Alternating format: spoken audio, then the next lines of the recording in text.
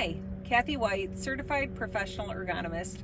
This video is about vehicle or driving ergonomics.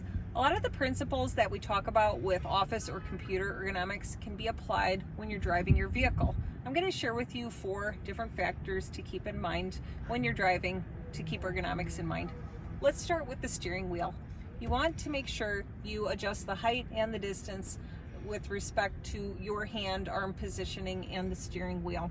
You want to make sure that you're not positioned where your shoulders are elevated, so keep it at a height where your shoulders can be relaxed. You also want to make sure that you have a comfortable bend in your elbows so you can adjust your seat forward and backward to avoid any kind of overreaching or straining that you might have if you're too far away from the steering wheel.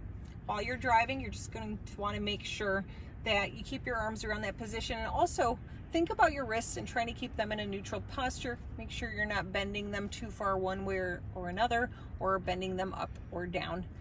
Moving on, let's talk about your legs, specifically the angle between your thighs and your torso.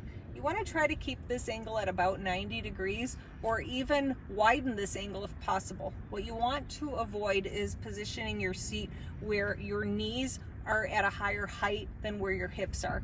This is going to put a lot more strain on your spine. So try to get this angle as opened up as possible, at least 90 degrees. Now let's move to your back rest, your seat back. You want to make sure that you're getting some good support here with your back. You want to make sure when you're driving, you're not leaning forward while you're driving. So make sure you adjust this so that you get the support you need. And think about that low back here, that lumbar support. Sometimes seats will have built-in support, but other times you could take something like a small towel or cushion and just place it here in the small of your back while you're driving so that you do get that lumbar support. Finally, let's talk about your headrest.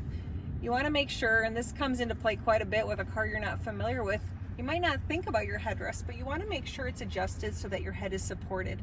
And not only is this good from an ergonomics perspective, but if you are involved in an unfortunate event, you want to make sure with respect to whiplash, you don't worsen that sort of injury. So having that headrest behind your head and neck not only gives you that ergonomic support, but it could lessen a whiplash related injury. I hope that these tips helped you from an ergonomics perspective and a little bit from a safety perspective as well. Stay safe.